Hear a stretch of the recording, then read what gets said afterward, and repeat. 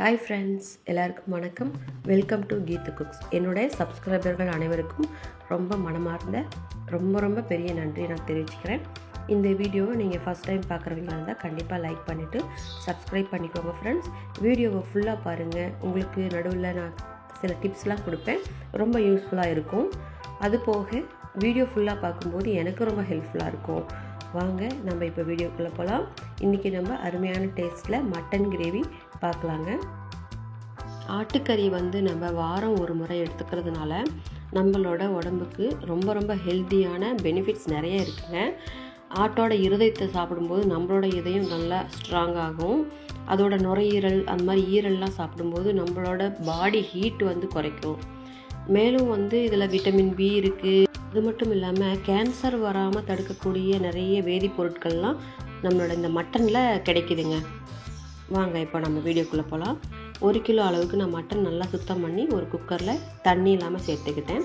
1 spoon அளவுக்கு இஞ்சி பூண்டு பேஸ்ட்டு, 1/2 டீஸ்பூன் மஞ்சள் தூள், மட்டன் மசாலா தூள் ஒரு 2 ஸ்பூன் சேர்த்துக்கலாம். அது போக நம்ம கொத்தமல்லி தூள் 1 ஸ்பூன் அளவுக்கு சேர்த்துக்கலாங்க. உப்பு ஒரு டீஸ்பூன் அளவுக்கு இப்போதைக்கு சேர்த்துக்கலாம். சிகப்பு மிளகாத்தூள் ஒரு 1/2 ஸ்பூன் அளவுக்கு நம்ம சேர்த்துக்கலாங்க. காரம் நமக்கு தேவை தான், இப்போதைக்கு இது போதும். இது கூடவே கரம் மசாலா ஒரு 1/4 டீஸ்பூன் அளவுக்கு சேர்த்துக்கலாம். இந்த மட்டன் வேகிறதுக்கு ஒரு 2 டம்ளர் அளவுக்கு மட்டும் தண்ணி விட்டு இந்த மசாலாவோடு சேர்த்து நல்லா கலக்கி விட்டுட்டு மூடி போட்டு நம்ம குக்கரில் விசில் விட்டுக்கலாங்க. ஒரு 2 to 3 டம்ளர் அளவுக்கு கூட நம்ம தண்ணி விட்டுக்கலாம். இது கூடவே இப்போ ஒரு 3 கிராம்பு சேர்த்துக்கலாம். பட்டை ஒரு பெரிய துண்டு ஓரளவுக்கு 1 இன்ச் அளவுக்கு நம்ம சேர்த்துக்கலாம். இதெல்லாம் சேர்த்து நல்லா குக்கர் மூடி போட்டு ஒரு 6-7 விசில் விட்டுக்கலாங்க. அப்போ தான் நல்லா மட்டன் பூ மாதிரி நல்லா வெந்துடும். வெந்து வந்ததுக்கப்புறமா நம்ம ப்ராசஸ் ஸ்டார்ட் பண்ணிக்கலாம். அதுக்கு முன்னாடி ஒரு கிரேவி கோகோனட் பேஸ்ட்டு அரைச்சிக்கலாங்க. இதில் நான் ஒரு 1/4 மூடி அளவுக்கு தேங்காவை குட்டி குட்டியாக சாப் பண்ணி அதை சேர்த்துருக்கேன். கூடவே ஒரு 10 முந்திரி இதை மட்டும் சேர்த்து நல்லா கொரப்பாக அரைச்சி கொண்டு வந்துட்டு கொஞ்சமாக தண்ணி விட்டு நல்லா ஃபைன் பேஸ்ட்டாக அரைச்சி கொண்டு வந்துடலாங்க. இதுதான் இன்றைக்கி நம்ம சேர்த்தக்கூடிய ஒரு ஸ்பெஷல் பேஸ்ட்டு. அது போக வேறு எதுவும் நம்ம எக்ஸ்ட்ராவாக எதுவும் சேர்த்த போகிறதில்ல. இந்த பேஸ்ட் ஒரு பவுலுக்கு சேஞ்ச் பண்ணிவிட்டு இப்போ ஒரு கடாயை எடுத்துக்கலாம். 4 ஸ்பூன் அளவுக்கு குக்கிங் ஆயில் விட்டுக்கலாங்க. அதில் இப்போது பட்டை 1, கிராம்பு 4, ஏலக்காய் 1, அந்த ஸ்டார் அனைஸ் பூ இருக்குல்லையே அது 1, பிரிஞ்சி இலை 1, இதெல்லாம் சேர்த்து நம்ம எண்ணெய் சூடானது போட்டுக்கலாங்க. 2 செகண்டில் 2 பெரிய வெங்காயம் நீல வாக்கில் கட் பண்ணதை சேர்த்துக்கலாம். மசாலா பொருள் எப்பயுமே எண்ணெயில் நல்லா பொரிஞ்சிருச்சுனாலோ தேஞ்சிருச்சுனாலோ குழம்போட டேஸ்ட்டே சேஞ்ச் ஆகிடுங்க. அதனால் அது தீயறதுக்குள்ளேயே நம்ம வெங்காயம் சேர்த்துக்கலாம். வெங்காயம் வதங்கி வந்துட்டு இருக்கும்போதே வெங்காய பேஸ்ட் சேர்த்துக்கலாம். ஒரு 1.5 வெங்காயம் அரைச்ச விழுது மிக்சியில் தண்ணி சேர்க்காமல் அரைச்ச விழுது சேர்த்துக்கலாம். இப்போ இஞ்சி பூண்டு பேஸ்ட் ஒரு 2 ஸ்பூன் அளவுக்கு சேர்த்துக்கலாம். அடுப்பை பாதி தீயில் வச்சுக்கலாம். ஏன்னா பேஸ்ட்டுங்களாம் சேர்த்தும் போது அடியில் அடி பிடிக்கும். அது ஆகாமல் தவிர்க்கிறதுக்காகவும் டேஸ்ட் மாறாமல் இருக்கிறதுக்காகவும் நம்ம 1/2 ஃப்ளேமில் வச்சுக்கிறோம். இப்போ இது வதங்கினதுக்கப்புறம் ஒரு 1/2 கப் அளவுக்கு தக்காளி பேஸ்ட்டு, அது ஒரு 2 தக்காளி அளவுக்கு பேஸ்ட்டு மிக்சியில் அரைச்சி அதையும் சேர்த்துக்கலாம். இது எல்லாமே சேர்ந்து நல்லா வதங்கி வரட்டும். நல்லா மிக்ஸ் பண்ணி விட்டுக்கலாம். ஒரு 2 நிமிஷம் போல் மூடி வச்சு சிம்மில் வச்சு கொதிக்க விட்டோம்னா எண்ணெய் பிரிஞ்சு அழகாக சூப்பராக கிரேவி மாதிரி நமக்கு அந்த பேஸ்டெல்லாம் வதங்கி வந்துடுங்க. இப்போது நம்ம இது கூட நம்ம ஒரு சின்ன கப் அளவுக்கு ஒரு 3 டீஸ்பூன் அளவுக்கு கெட்டி தயிர் சேர்த்துக்கலாம். தயிரும் சேர்த்து இந்த மசாலாவோடு சேர்த்து நல்லா மிக்ஸ் ஆகி வெந்து எண்ணெய் பிரிஞ்சு தனியாக வரட்டும். இதுக்கும் நம்ம மூடி போட்டு நம்ம மூடி வைக்கலாம். அப்போ தான் நமக்கு எண்ணெய் பிரிஞ்சு தனியாக வரும். அனல் அதே மாதிரியே இருக்கட்டும், மாற்ற வேண்டாம். ஒரு 5 மினிட்ஸ் கழித்து இப்போ நம்ம பரட்டி விட்டு பார்த்தாலுமே அடியில் அடி பிடிச்சிருக்காது. அதுதான் ஃப்ளேமோட அளவு.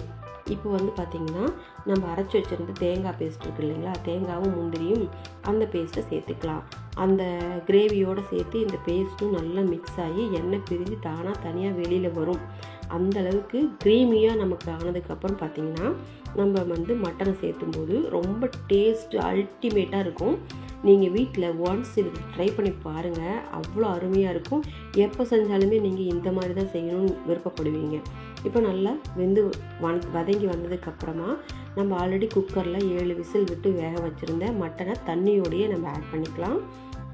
ஆல்ரெடி வதங்கியிருந்த மசாலா ப்ளஸ் இந்த மட்டன் எல்லாமே நல்லா மிக்ஸ் ஆகிற மாதிரி நல்லா வதக்கி விட்டுட்டு கலக்கி விட்டுட்டு மூடி போட்டு நம்ம மறுபடியும் வேக விட்டுக்கலாம். ஒரு 10 நிமிஷம் போல் நல்லா வெந்து வந்ததுக்கப்புறம் பார்த்திங்கன்னா மிக்ஸ் ஆகி சூப்பரான அரோமாவே நமக்கு கிடைக்கும். டேஸ்ட்டு பக்காவாக இருக்கும். நீங்கள் ட்ரை பண்ணி பார்த்துட்டு கமெண்ட் பண்ணுங்கள். வீட்டில் மட்டன் வந்து வெறும் மசாலா மட்டும் போட்டும் செய்யலாம். இந்த மாதிரி முந்திரி போட்டு அரைச்சி சேர்த்தும் போது நமக்கு குவான்டிட்டி அதிகமாக கிடைக்கும்.